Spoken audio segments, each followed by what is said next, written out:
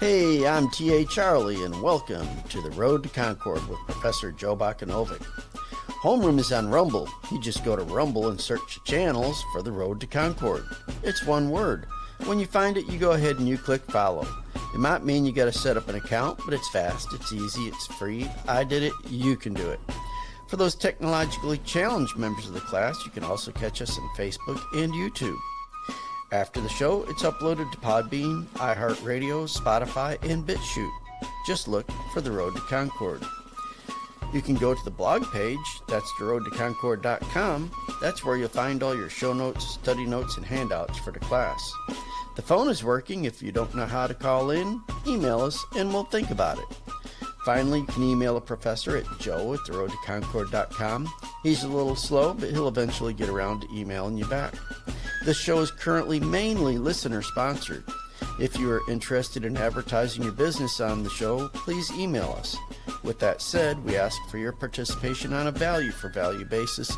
If you find our show of value to you, then you provide an equivalent portion of your labor and treasure through the donate link on the Road to Concord blog page, the show description on Rumble, and in the comments on the other streams. And thank you to all of you who have and will support this show.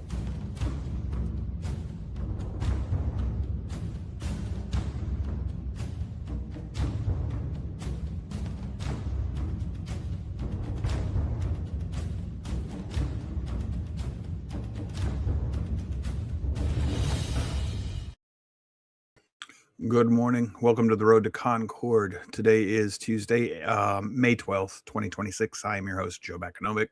We will be continuing in our study of Genesis today, chapters 19 and 20. But before we do, I'm just going to jump right into this today, if you don't mind. I want to take you back a little bit, starting with this one here real fast. This is, let me blow that up so it's easier to see. This is Isaiah 41, verse 8. This is, but you, Israel, my servant. So Israel is Yahweh's servant. Jacob, whom I have chosen. That's Israel. Israel is Jacob, who he's chosen. It's Hebrew parallelism. Descendant of Abraham, my friend. Abraham, my friend. It's the first place in Scripture where this is recorded. I went and I found this. This is in Bible Hub. It says, why is Abraham called God's friend? I don't think they quite got it here. Close, but they're missing something. I think. I didn't cover this last week. This is going to go back to Genesis 18. This is the section where Abraham hurries up and makes a meal for the three men that are on their way to Sodom and Gomorrah. And down here it says, and he, Abram, was standing by them under the tree as they ate. All right, as they were eating.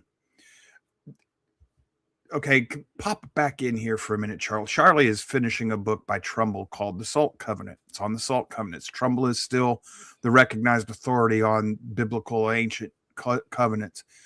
The Salt Covenant's the friendship covenant, is it not, Charlie? Yeah, that would be. Okay. I mean, it's very closely related to the blood covenant, but yeah, it is. Okay. Well, the previous chapter in Genesis 17, we have the circumcision. So that's a blood covenant, literally. That's what that is. Right. Well, it's in this section of Genesis chapter 18 where Abram is standing right there next to the three men. That's the picture of a servant. So the story logic here is that Abram is still the servant, but later in this story, Yahweh explains to Abraham what he's going to do. This is going to link us to the Last Supper where the Messiah says that no longer shall I call you servants, I call you friends. And because you're friends, I'm now telling you what your master's going to do. The servant doesn't know the master talks to his friends. The concept, the idea here is that there's no reason for Yahweh to explain to a servant what he's doing or why he's doing it. So if he's going to explain his plans for Sodom and Gomorrah to Abraham, the ancient reader might have already made the leap here that this meal was part of a salt covenant, because usually the salt covenant is connection with eating bread dipped in salt or something similar. Now, you just read Trumbull's book. Do you see where this connection might have been made in the ancient times, even though it's not specifically stated? Yeah, even though it's not stated, if I understand the hospitality tradition correctly, while it doesn't say that he was eating with them, generally that would be the case. Even though he was still being the servant because he was hosting this activity, he likely partook with them as well. And when you do this, there's it usually is a salt covenant there. Um, and there you could go into a lot with this. We don't have time to go into that, but yeah, Essentially, this you is become part of the family when you've eaten bread together, when you've shared a meal, you've had a salt covenant. This is why later in Scripture, certain kings say, "Oh, okay, we've eaten together, salt covenant. Now you tricked me. Now I can't do anything against yes, you." yes, yeah. There is that sense of obligation to the other party in the salt covenant. It's not quite as strong as a blood covenant, but it gets close. Yes, Depending upon the culture and such that it's initiated in, because there are variations to it. And that's kind of what Trumbull talks about, is the different ways this covenant is done in various cultures, but specifically within the Hebraic culture, yeah, it is seen more as a friendship kind of covenant, but it's more than just what we in our Western mind think of friendship. This is like you were saying, more of a making you part of the family kind of thing. It's a closer friendship than we would think, of acquaintances would be the word I would use. yes. So this is closer in friendship. This would be like a close friend kind of Well, relationship. kind of like when we were younger, what we would have called blood brothers. Right, right. It was, yeah. You're very close friends now, and you have to understand in the ancient times, these covenants built on each other. You have a blood covenant, that one's the strongest, but it's a servitude covenant, and it has to be constantly renewed. You have a salt covenant that doesn't need to be renewed. Once you've done that, that stays. That's a friendship covenant. Then there's the inheritance covenant, and these are what's going to happen with Abraham. Okay, they continue forward and they build on each other. Now, the inheritance covenant, that's usually symbolized by a sandal. And y'all remember Boaz is handed the sandal of the next, closest blood relative. Well, what that is a physical representation of, okay, here, it's a physical way of understanding a abstract concept. That relative gave Boaz the right to redeem Ruth. So he hands him a sandal. That's the inheritance. They would find you put border stones, you stacks of stones to show the borders. They would oftentimes, if it was an inheritance, they would put a sandal. There'd be a sandal underneath it, right? Where you could see the sandal, Yeah, so yeah. that you knew, okay, this is also why the groom gives his bride a sandal in a Hebrew wedding. He gives her a new set of pair of sandals, and she's now shares in the inheritance. That's the inheritance that the Messiah shares with us, the inheritance that Yahweh gave to Abraham, Isaac, and Jacob. The next and last covenant is the betrothal, the wedding covenant. Right. And also So that what you just talked about with this sandal and to the bride and such, that was upheld by the law of Moses. If you remember, yep, there were a couple of daughters that had lost their husbands when the inheritance was being divvied out. And they said, what about us? Our husbands are deceased and, we have no man here, but shouldn't we be entitled to an inheritance? And Moses went to Yahweh and Yahweh said, yep, that's the way it should yes. work. So give them the inheritance that would be due to them because of their husbands. And So, that goes yeah. to what we've been talking about here. Charlie and I have been talking about. There's a lot of what's in the law of Moses is nothing more than codifying the cultural norms that already existed. Right. It was nothing new. The people already knew it. So I missed this last week, and I just wanted to cover this with Charlie because he's currently finishing up a book in the study of the Salt Covenant. He read the Blood Covenant earlier, and dude, once you understand those two covenants, the scriptures read, a little more clear in what's Yeah, going on and it's why. a lot different. Yeah, and understanding the Yeah. different covenants and such, and how they apply not only to Israel but even the nations surrounding them, because a lot of Yes. these covenants, even though they were applied a little bit differently based on the national culture, they still have basic tenets that flow through all those cultures. Yes. Crossover. Yep. All right, Charlie. Appreciate that, brother.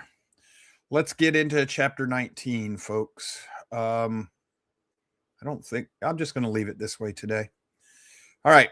Chapter 19, verse 1, and I am in the NASB 1995 edition here today. It says, now the two angels, I have that in green for a reason. I want the green to connect itself today. You'll see in a few minutes. The two angels come to Sodom in the evening as Lot was sitting in the gate of Sodom. All right. Lot's in the gates. What this tells us is that Lot has become a city elder. When you sit at the gates, that means you're part of like the city council and the city judges and everything. You've assumed a position of leadership within the city. It's not necessarily a good thing for Lot here, because now he's been joined to this evil and wicked people.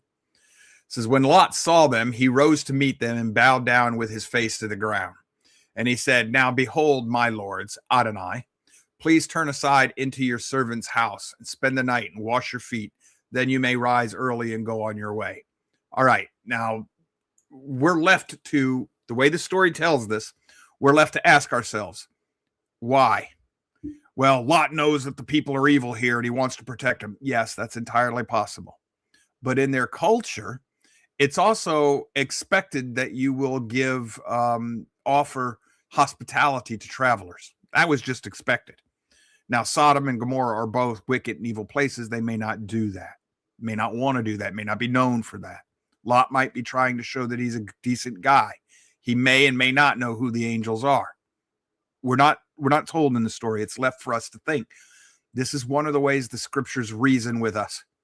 If you're a discerning audience member, especially in the ancient days when this was first written and shared, you'd be asking yourselves these questions. Why was he doing that?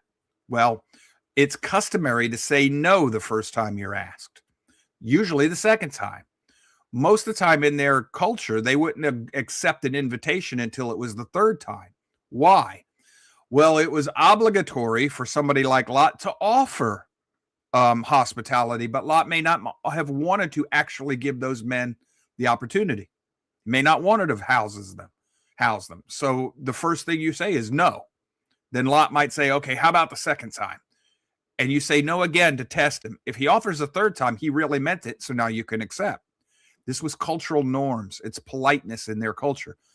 This is why when Jesus is on the road after his resurrection, the people say, hey, please stay with us. The first thing he says is no. They have to insist so that he knows he means it. So we continue here. It said, they said, the men, however, no, but we shall spend the night in the square, which was typical. If a traveler couldn't find anybody, they'd spend the night in the square in the center of town. Yet he urged them strongly. So this tells us that Lot, for whatever reason, really wants them to stay with him. It's a sincere offer.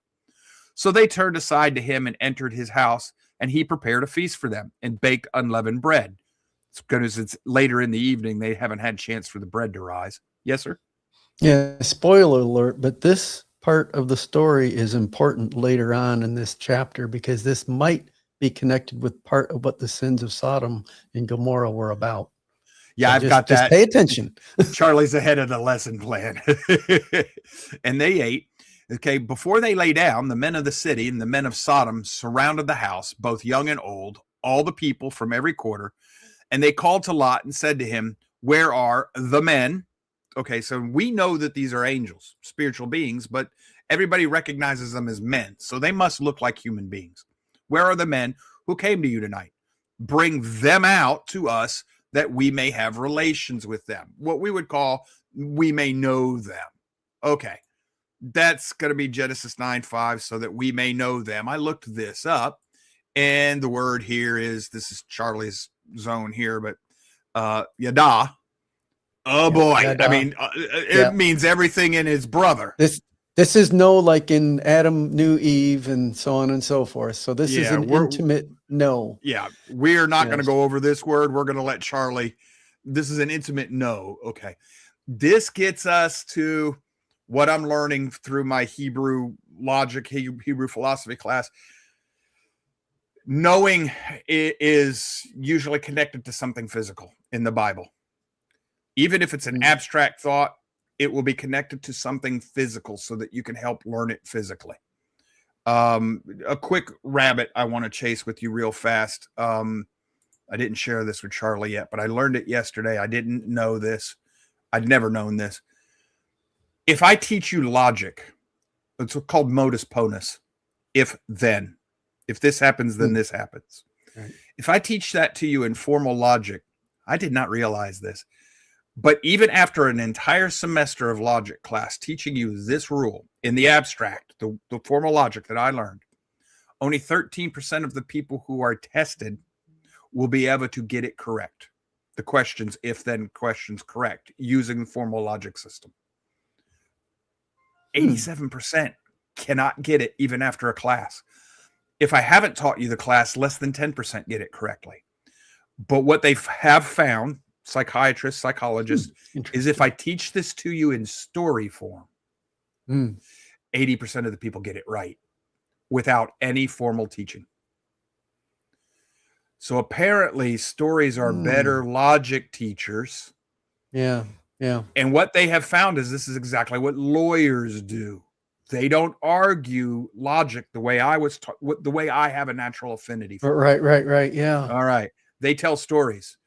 And the reason one lawyer will succeed over the other is if a lawyer is telling a story where the pieces of the story don't naturally and logically flow one to the other, cause and effect, the audience member instinctively pushes back on it and says, that ain't right, because of their natural experience in life.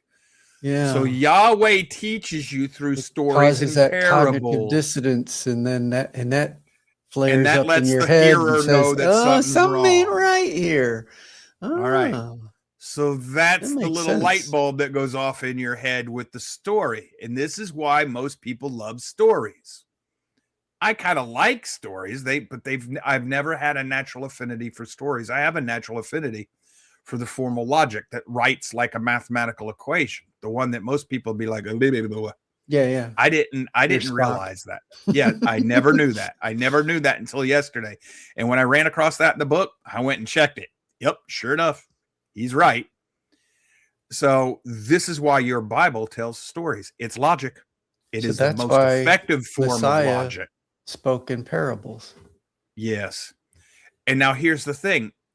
Even though the parables are everyday type stories, the reason the world won't understand them is if you are not steeped in the traditions and history of Israel, which is separate from the world, then the way you read the story will make no sense to you. If you are a non-believer, the story will make no sense to you because it doesn't logically flow, because you're not using the background storyline of the Bible.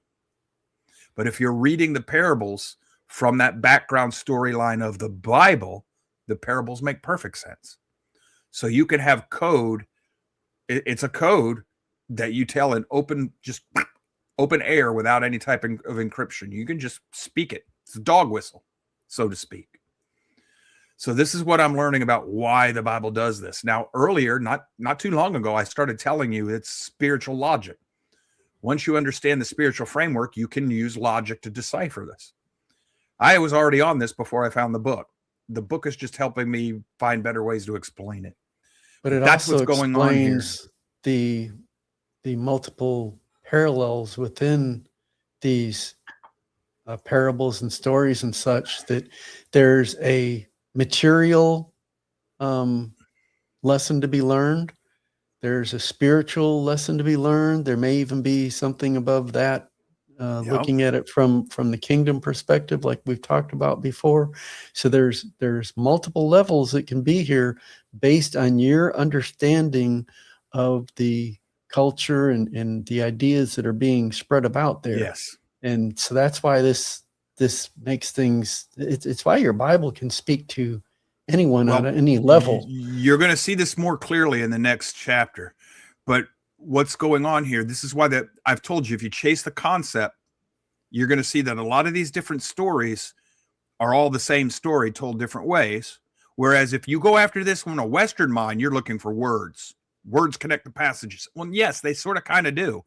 But if all you're going to do is connect passages that use the same language, sometimes those words in that passage mean the opposite of the meaning that you're looking for. Oh, yeah. Okay, Hebrew words can mean the exact opposite of each other at times. Oh, yes, they can. Oh, my goodness. Yes. So you'll make connections that can are get not you meant, into trouble. Yeah. not under, because what you're doing is you're looking at it from a Western logical perspective. You got to look at it from the ancient Near Eastern cultural perspective. So when you start looking for the concept, all these stories will start connecting, and you'll realize you might have 12 stories about the exact same idea, concept, teaching, told in multiple ways. And that helps you connect the idea that's weaving itself throughout the storyline. So let me keep going here. Yes, and Mr. Delanoy is correct. The story also keeps the audience riveted. If I gave you logic the way I was taught it, yeah, I would bore you to death. I know that. I'm well aware of that. But pay attention how we keep going with this. This is really going to what we just talked about is really going to jump out in the next chapter, but also in this one. And I'll show you in a minute. So they tell the people, bring these men out, let's have relations with them. But Lot went out to them at the doorway and shut the door behind him and said, please, my brothers, do not act wickedly. Don't be this way. Now, behold, I have 2 daughters who have not had relations with man. They're virgins. Please let me bring them out to you and do to them whatever you like. Only do nothing to these men, insomuch as they have come under the shelter of my roof. Lot loses honor if he cannot protect these men. That's a big deal in their culture, man. That's a big deal. He says, but they said, stand aside. Furthermore, they said, this one came in as an alien, meaning Lot, and already he is acting like a judge. So they're all ticked off because they think Lot's being uppity. Now we will treat you worse than them. So they pressed hard against Lot and came near to break the door. Pressed. That's the same Hebrew word that would be translated in the New Testament as narrow. It means pressure. It's like a wine press or like a vice that purifies and type of pressing in and pushing in on you. That's the same idea, that the narrow road, the narrow gate. In other words, it'll press you. It'll put you under pressure. It'll test you. So it's the same concept, just in a different way here, used in a different way. Said, but the men, these are the 2 angels, reached out their hands and brought Lot into the house with them and shut the door. They struck the men who were at the doorway of the house with blindness, both small and great, so that they wearied themselves trying to find the doorway. Okay, let's go to Jude 1, 6 and 7. It says, and angels who did not keep their own domain, but abandoned their proper abode, he has kept in eternal bonds under darkness for the judgment of the great day. Okay, the fallen angels, the watchers. We are now in Genesis 1 through 6, 1 through 4 territory, days of Noah territory, and the Enochian material, book of Enoch material. Okay, pay attention to where Jude's going to go with this. 7, just as Sodom and Gomorrah and the cities around them, since they, in the same way as these, indulged in gross immorality and went after strange flesh, are exhibited as an example in undergoing the punishment of eternal fire. So the people of Sodom and Gomorrah went after strange flesh. So I already know where this is going, but being, the good, diligent scholar, I went and looked up, what does strange flesh mean? And this is Bible Hub, a solid mainstream Christian website. And if you keep scrolling down, you find the one I'm looking for. The context of Sodom and Gomorrah's sin is recorded in Genesis 19. These cities became notorious for their rampant ungodliness and particularly for sexual sins. Genesis 9:5 recounts how the men of the city sought to commit acts of immorality, even trying to assault angelic visitors who had come in human form. For this reason, later biblical authors like Jude and Peter hold Sodom and Gomorrah as exemplars of divine judgment against egregious sin. Okay, keep going. Meaning of strange flesh in Jude's day. In Jude's day, the term strange flesh could imply sexual relations with angels, echoing Genesis 6, 1 through 4, or generally with those outside the natural boundary of God's design. That's Romans 1, 26 and 27. I think that in this passage that we've been reading, I think it specifically it's implied here. Genesis 6, 1 through 4 is in the mind of the men of Sodom. Why? In the Mesopotamian culture to the east of Israel, and then that area, this is where you get the men of renown. the great warriors. This is where you get Gilgamesh or Nimrod. This is where you get the Apkula, the men with extra knowledge and who bring man knowledge of the stars and divination and all this other stuff. They might very well have been trying to bring back the Nephilim. I know that sounds really weird to us because, that's supernatural stuff, Joe. That's not, no, that's all bogus. Be careful about that. You be careful about dismissing that. But even if it's not real, even if it is bogus, that's the thinking that is probably very much in line here, as we see in Jude. And Peter does the same thing. Peter connects it back, Sodom and Gomorrah's story, back to the fallen angels in Genesis 6, 1-4, and the Nephilim and all this other stuff. So, Charlie, was this what you were alluding to earlier when you made your comment about what else? This is part of it. Yeah, big time. So this is this and the hospitality thing, because that's all connected with this thing, because apparently they weren't providing the hospitality that is due their culture in those cities. So this connected with it. Yeah, it gives you a whole different view of what was going on in Sodom. Folks, it was not just, what we consider, like LGBTQ kind of stuff. It goes beyond that, perhaps. Here's why the more I've learned about their culture, the more inclined I am to think that this is exactly what's going on, is the angels in the Nephilim. Why? Homosexuality wasn't that unheard of in the ancient times. In fact, it was rather rampant in certain religious cultic areas, especially in Canaan. There was going to be male prostitution at the temples for certain gods. So it's not to say that Sodom and Gomorrah is worse than any place else would be a stretch, unless, of course, what they were actually after was the strange flesh. Now that would be a different story. Yeah. And that would also connect us to what? Why Yahweh told Israel to kill everybody. Well, not everybody. Kill everybody in Canaan still connected to the Rephaim, to the Nephilim, to the, the fallen angels and the Nephilim. Natasha's comment on the board, it says, but was the men who wanted relations, no one would have been able to get pregnant unless I'm looking at this wrong. They're angels. Man doesn't know how angels work, Natasha. So they, it doesn't mean they're rational and they're making reason. That they just were looking to bring back the Nephilim.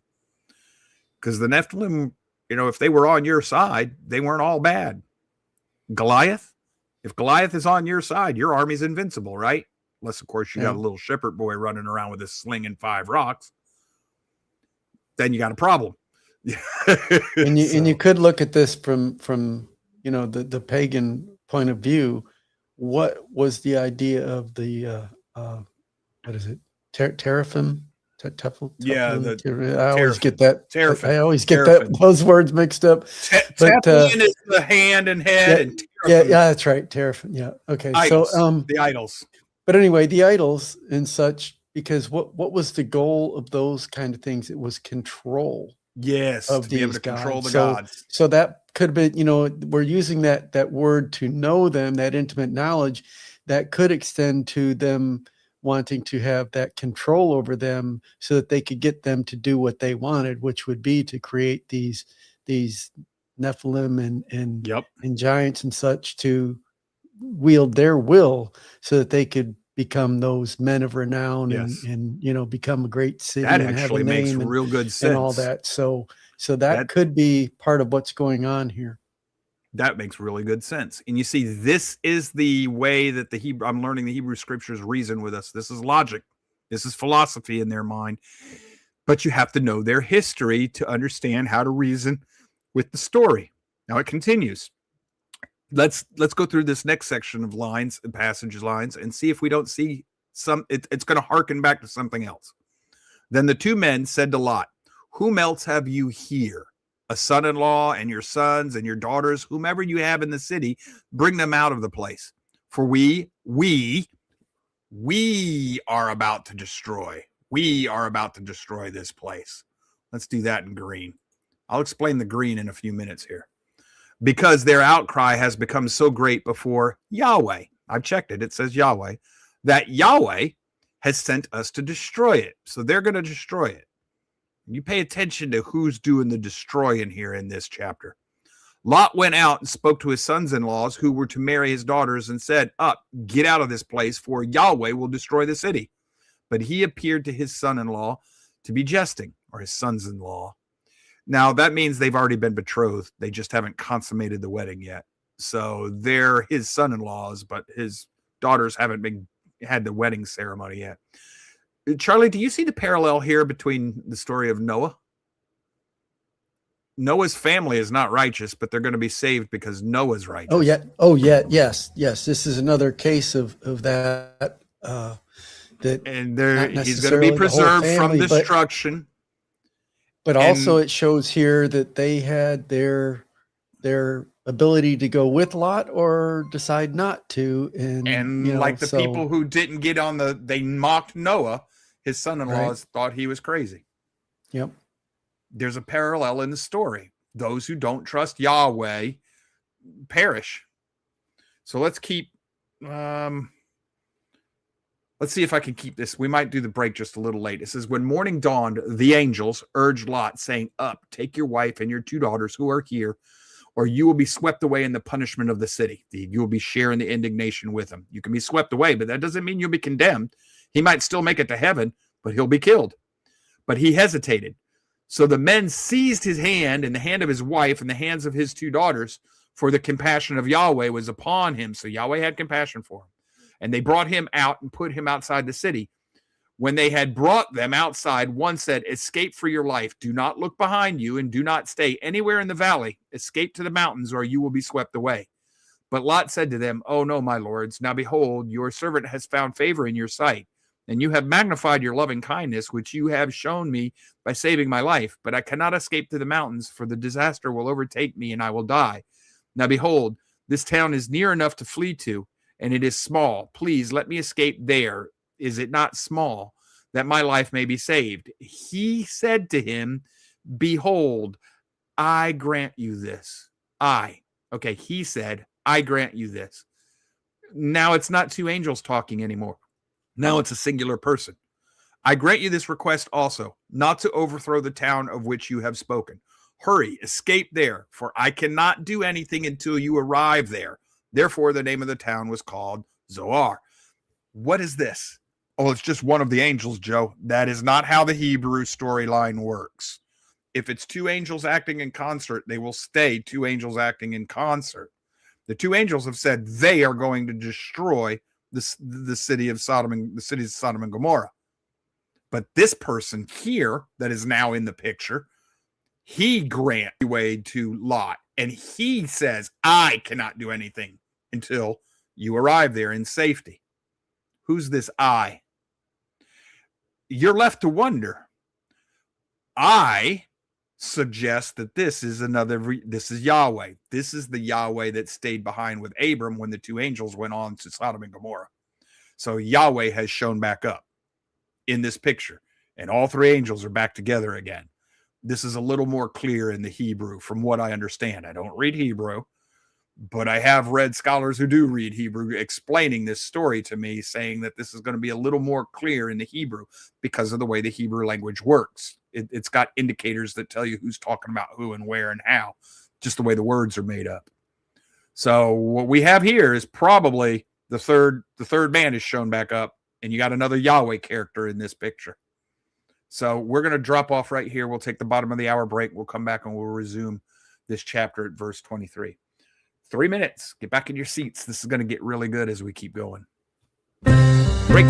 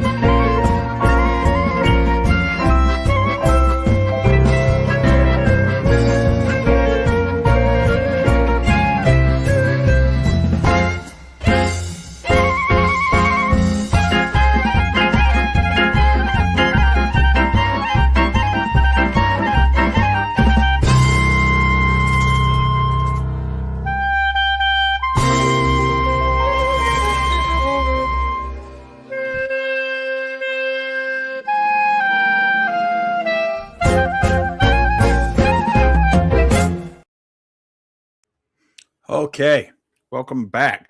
Real quick, before I keep going with any of this, I got to say something to Ms. Boatwright.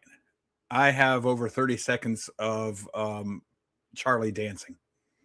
Give me a couple days to figure out how to put that into a video clip, and I'll hand it to Natasha to play whenever she wants to. Sorry, Charles. All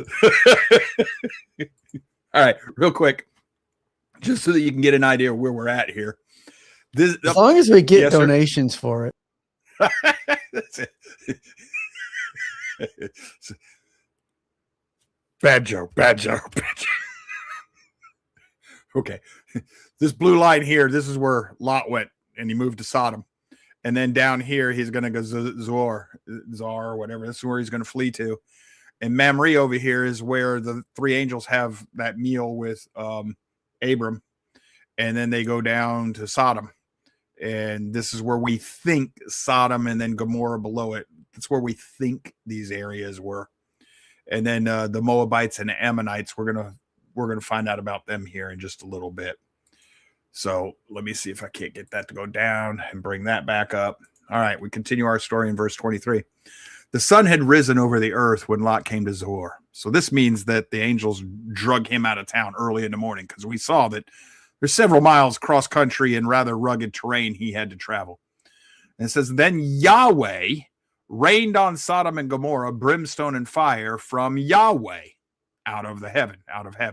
Now that's going to be the sky type heavens, sky and space, not the spiritual heaven.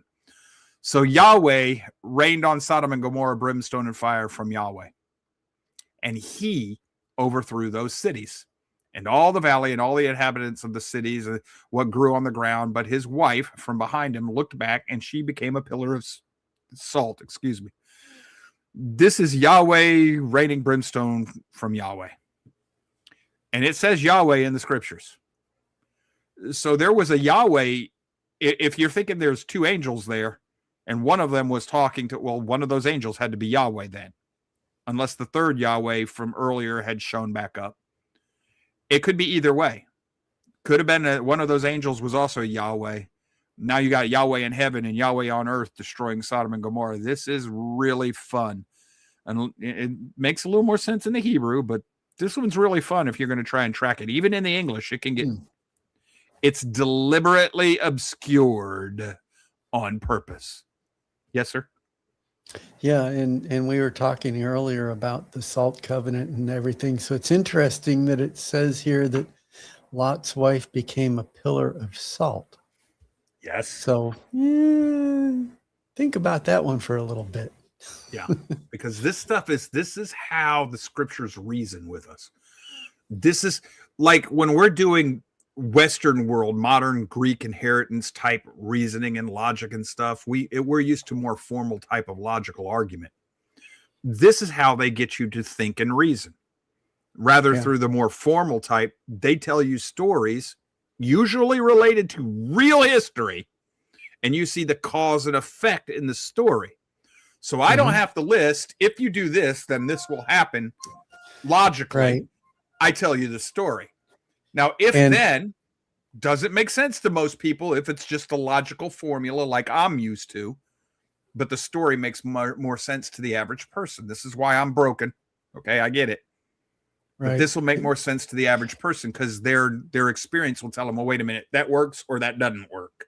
Okay. And when you move forward to Yeshua, and he's telling his parables, and he talks about when the salt has lost its savor and is tread under the foot of men. Can salt ever lose its savor? No, it can't. Salt remains salt. But that makes your mind think, well, what's going on here? That's one of those little fireflies that starts blinking and saying, something ain't right here. I need to pay attention. Yes. I know the cultural meaning. They used to keep salt in the houses in a stone vat, not clay, stone. But over time, the water that the wife would sprinkle on the floor, because it was a dirt floor to keep the dust down, seeped into the bottom of the pot. So as they got to the bottom of the pot, they would take the crusty salt that has been contaminated with the stone and leached water and everything else. Right. It still tastes like salt, but it's dirty now. It's got dirt and other crap in it. If you put it in your mouth, it would taste like salty dirt. They would take it out of the bottom of the pot and throw it out into the street and clean the pot and put new salt in it. There we go. So that's salt that has been contaminated, and it's good for nothing but to be thrown out in the streets. Right. It's still salt, but it's been contaminated. So you put that together with the mixing syncretism, where you're not supposed to mix different fabrics. Syncretism. And when you mix the dirt in with the salt, or you mix the leaven in with the dough, and oh my goodness, see, all these things start fitting together so nicely, don't they? But you have to understand their culture to get the full picture of what they're saying. So you've got to look at the ideas and such behind them. Yeah. Oh, cool. Learned something on that one. Well, Charlie, you know darn well I do almost as much reading in the cultural history that archaeology has found for us as I do in the scriptures, because I realize that that's my Captain Crunch decoder ring in many ways, is that history. Verse 27, now Abraham arose early in the morning and went to the place where he had stood before Yahweh. Now this is going to be overlooking, it's a little ways away from where he was living. You know, he walked part of the way with Yahweh towards Sodom.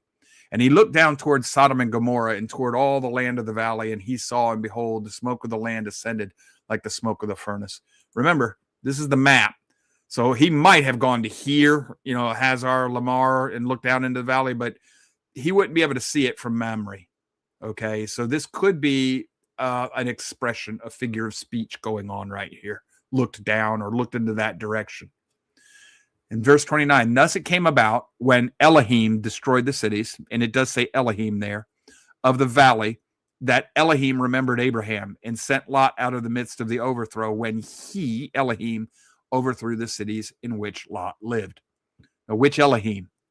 I find it very curious that we've got two men, and then we got somebody speaking as though he's the one in authority all of a sudden, where before it was the two men in concert. Now I have a single man speaking, claiming to be the one who's going to do the overthrowing, where formerly the men said they were going to overthrow, and then this man, Yahweh overthrows with fire and brimstone from Yahweh out of heaven. And now we go straight into Elohim. If you don't see the connection to at least two Yahwehs, the one on earth and the one in heaven, now being called Elohim instead of Eloah or Ella, then Charlie, you'd be better to comment on this one, because you know the Hebrew. Do you see? I'm hitting on something right now with all cylinders, because you know when we talk about the word Elohim, because it is a plural, Elohim, Eloah or El is the singular form, or LOA can even, it depends on the form you're using, but Elohim is actually a plural. And I never made this connection until we're right here. That the Yahwehs were working in conjunction? Typically, the scholars talk about when Elohim, especially when it's used in relationship to Yahweh, they talk about it as being a majestic plural. That, you know, because sometimes when you're talking about kings and stuff, the kings will even talk in a plural form, like we will do, because he's talking about himself and his kingdom, you know, doing things, you know. So it's they look at it as a majestic plural. But there may be more to it in this, because as you look through the story, and is you know, Joe's been pointing out, you know, you've got these three individuals, and they all seem to, at some point in the story, speak as if they are Yahweh, and speak to each other as if they're speaking to Yahweh, speaking to himself, kind of things going on here. So when it changes the word here to Elohim, it may be again in the ancient Hebrew mind, at least, saying, oh, now these entities have combined together again into this single Elohim character, and that's who destroyed these cities. Ooh, you put that together, and oh my. I got you one better, Charles. What if the two angels are just two angels, And the man who starts speaking singularly is Yahweh showing back up, the earthly Yahweh that ate with Abraham. And those other two angels are part of the divine council. So the earthly Yahweh, in conjunction with the heavenly Yahweh, overthrow the cities along with those men. Well, they're all Elohim. Angels are Elohim. No, yeah, yes. So's Yahweh.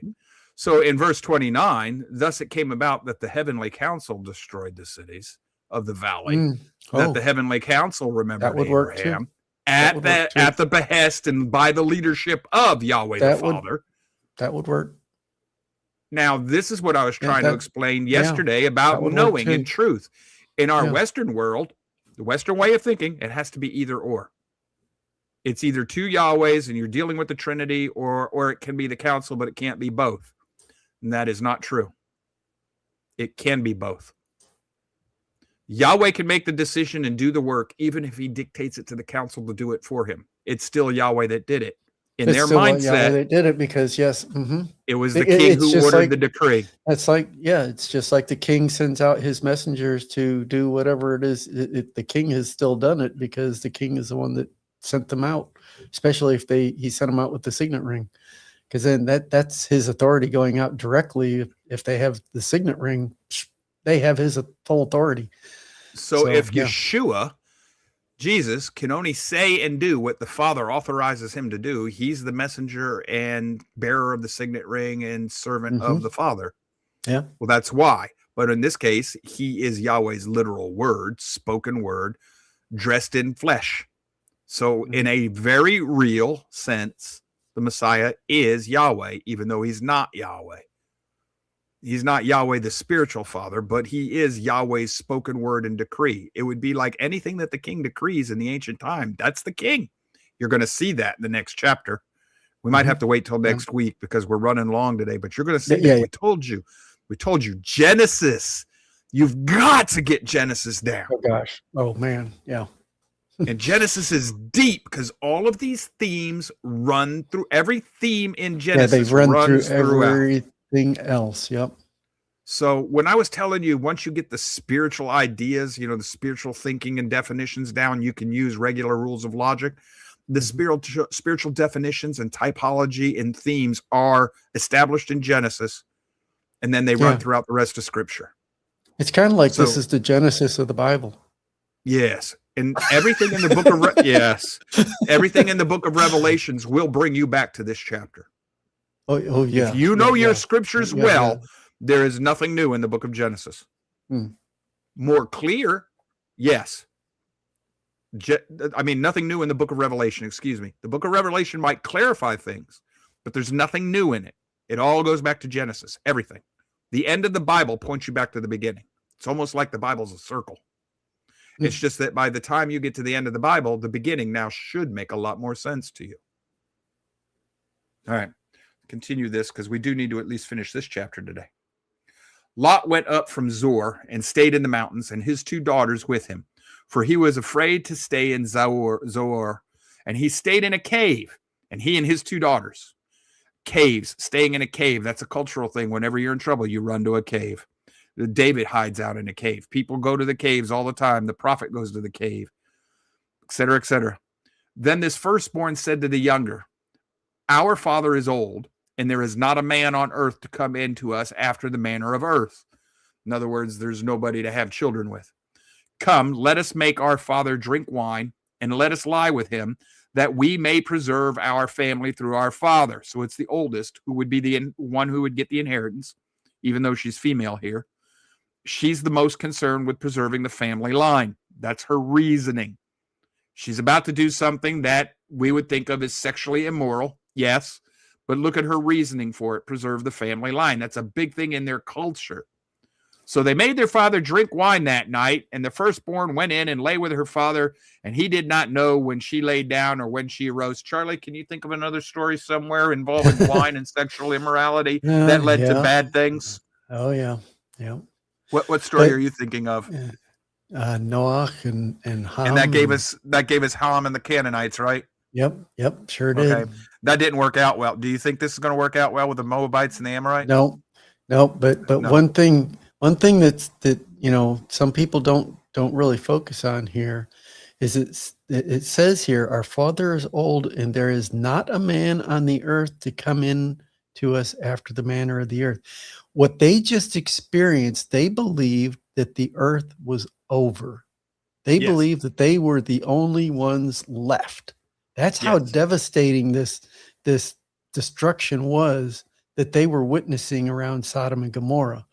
They were thinking that this was Global. all Earth. Yeah, they thought this was a global thing that was going on, and that they were the only ones left. That gives you a little bit of grace for these daughters, that, hey, this was so serious that they were concerned that mankind was gone. So keep that, a little bit of mercy there. They're not quite doing what they're supposed to. Well, even within their culture, the daughters are not believers. Scripture never tells us the daughters are believers or faithful. Right, exactly. So even in their culture, even if they didn't think the whole world was, I think you're right. But even if they thought, okay, well, there's parts of the world left, they still have to preserve their line. Their family line. We preserve our family through our father. Yes, that's another cultural thing but both to are preserve concurrent. the family and the name. But you put those two together, and you've got a pretty big motivation there. Yeah. Yeah. The language is clear. There's not a man on earth. So there are no other men other than Lot in their mind. So Charlie's correct. But then that we may preserve our family through our family. Father. Yes. Yes. So this isn't a case of either or. Again, this is a case of yes. Yes. Both. Absolutely. Right. And that's perfectly acceptable in Hebrew mind unless the two things directly, clearly, logically contradict. So as long as they don't contradict, you can say, yes, they both work concurrently. And if the believing remnant would get this piece of fact in their head, we would have far fewer denominations in this country, in this world. And the ones we do have would probably be the result of designing men who wanted their own little kingdoms. They wanted to be their own little prophets and their own little gods. Because if we understood this, we would argue less. Okay, you're seeing it that way. I'm seeing it this way. Both of them are possible. Hey, cool. We're good. Unity, folks. Comment on the board from Natasha. It's interesting how Lot offered his daughters to the men, then his daughters had relations with him. Some sort of parallel, perhaps. I'd wondered about that myself. I don't know. Yeah. But so they made their father drink wine that night, and the firstborn went in and lay with her father, and he did not know when she lay down and when he arose. And on the following day, the firstborn said to the younger, behold, I lay last night with my father. Let us make him drink wine tonight also. Then you go in and lie with him, that we may preserve our family through our father. So they made their father drink wine that night also. And the younger arose and lay with him. And he did not know when she lay down and when she arose. Thus, both the daughters of Lot were with child by their father. So this is very parallel. There's lots of sexual immorality leads to bad things. And it's almost always connection to man not trusting Yahweh and Yahweh's timing. 37, the firstborn bore a son and called his name Moab. He is the father of the Moabites to this day. As for the younger, she also bore a son and called his name Ben-Ami. He is the father of the sons of Ammon to this day. Ben-Ami would be son of Ami. So looking here, this is the rough area of what will be the kingdom of the Moabites in purple, the kingdom of Ammon in orange, and down here, the kingdom of Edom. All three are going to be problems for the people of Israel in the future. And all three, Edom, he rejected his birthright. He's very worldly, rejects his birthright for a bowl of red bean soup. King of Moab, he's going to be the, a incestuous offspring, and Ammon, incestuous offspring. And then the kingdom of Aram, Damascus up in the top, that's the region of Bashan. That's a problem as well. Then you got the Philistines down there and the Phoenicians up in the top. Israel's surrounded by worldly, paganistic peoples. But notice, Edom, Moab, and Ammon are all descendants of Abraham's family. Not directly from Edom is. Edom comes from Isaac. But Moab and Ammon are still kindred through his nephew Lot. So they're still relatives to the Israelites, or the people that will be known as the Israelites, Jacob's descendants. And yet they're going to be enemies. Interesting how these things work, at least to me and to my mind. So it looks like we are only going to get this one chapter done today. And we will pick back up in. I thought you were going to do 20 today as well. With all that was packed into 19. Boy, you were overzealous. I was hoping.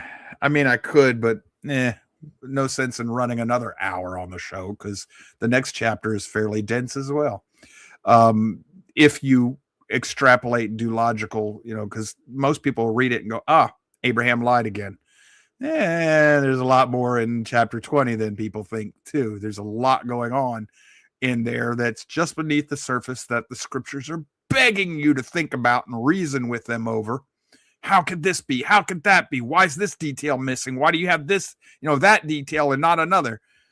And that's what the stories are meant to do. What's missing? Why is it missing? How do you fit? And then you got to be careful about how you fit it in. You can't just willy-nilly fill in the missing blanks. Well, where's the missing years of Jesus's life? And let's all just figure out what he did. To the best of my knowledge, there's only one thing anywhere in history that suggests where Jesus might have been in his youth. And that's going to be the records of Canterbury in England. And we don't even know that was Jesus, but there's good reason to think that might have been him. He wasn't there his whole life. He was only there for his teenage years, essentially. But that's right about the time where we lose him. He disappears at about the age of 12 in the scriptures and shows back up when he's about the age of 30. Well, when you know what his uncle did, in the world, and you know what the tales of Canterbury are and what they say, it lines up. So and I never thought about this, but this is another thing that's missing in the scriptures that we don't know about. And this could answer a lot of what you just talked about. Joseph, Yeshua's father, is dead before the Savior dies. Because when he's on the cross, he says to his beloved, here's your mother. You are now in charge of her. He would never have said that if his father was still alive. So we don't know at what point his father died, but it could have been his uncle may have taken him as his son, to care for him in the absence of his father so that he was taken care of. And he had the means to do so as well. Plus, Yeshua had his own means. That would be exactly what we would expect. This is something that, might explain some things. Now, we've got a moment for this. Keep going, Charlie.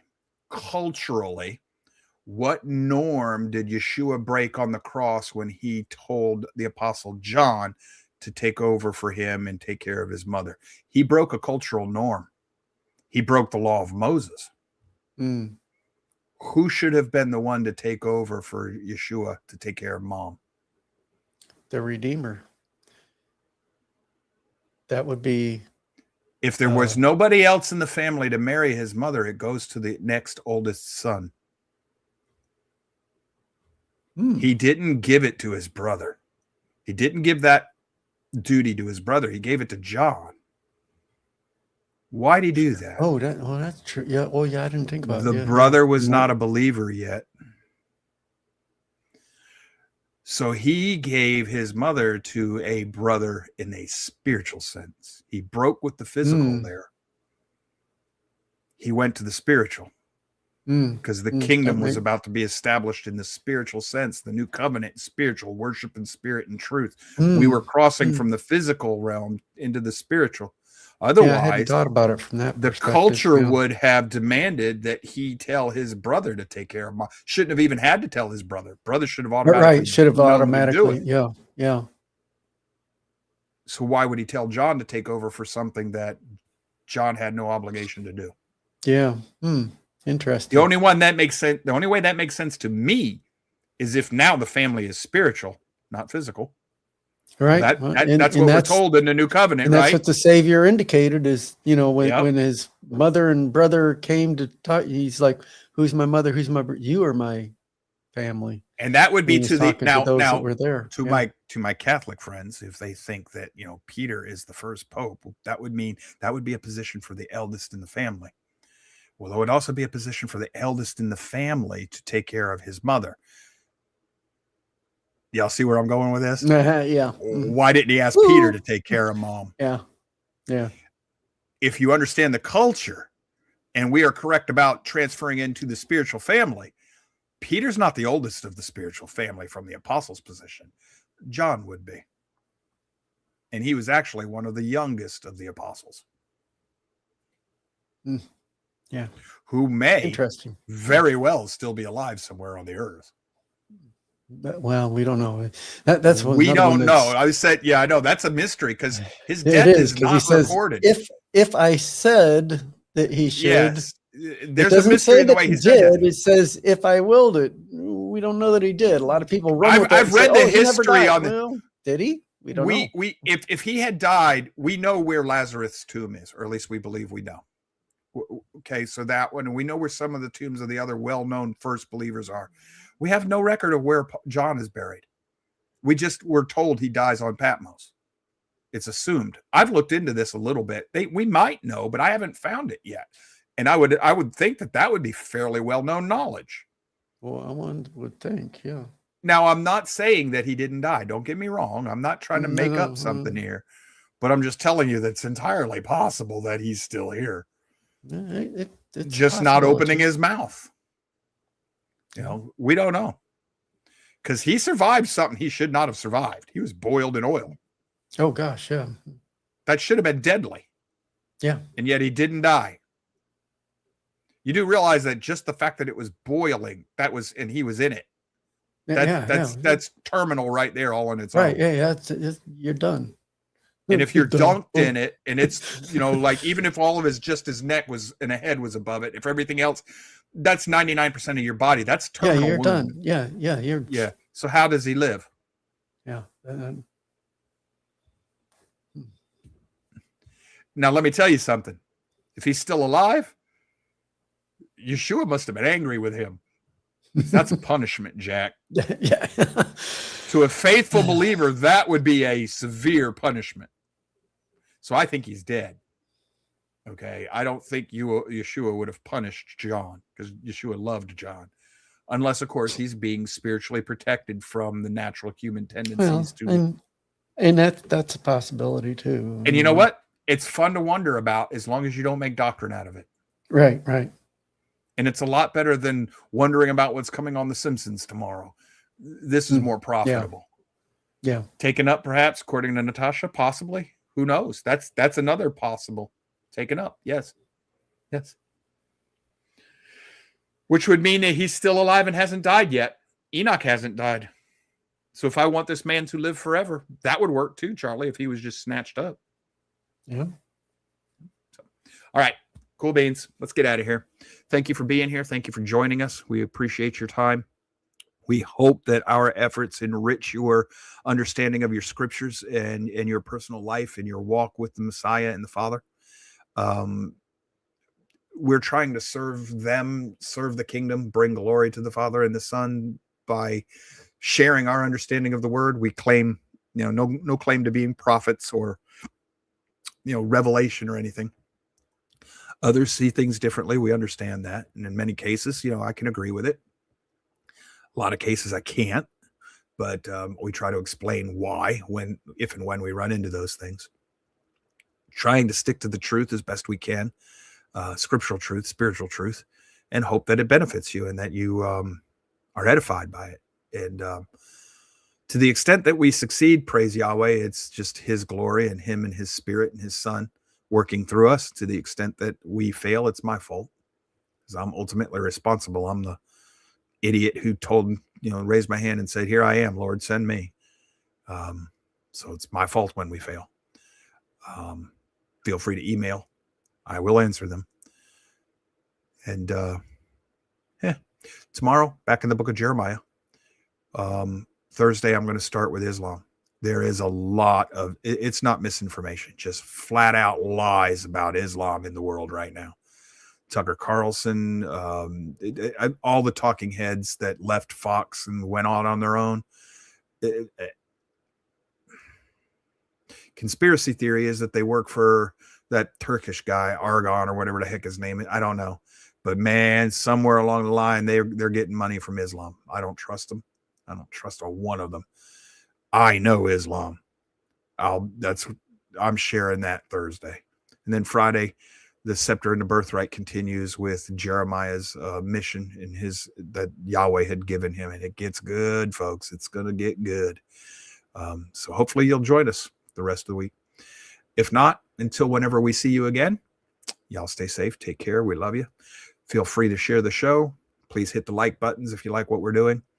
If you haven't already done so, subscribe, hit the bell so that you know when new shows come out, especially those of you who haven't hit the bell that are subscribers.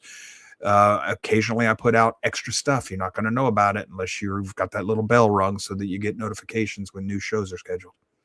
Till we see you again, y'all take care. Bye-bye. Yahweh bless.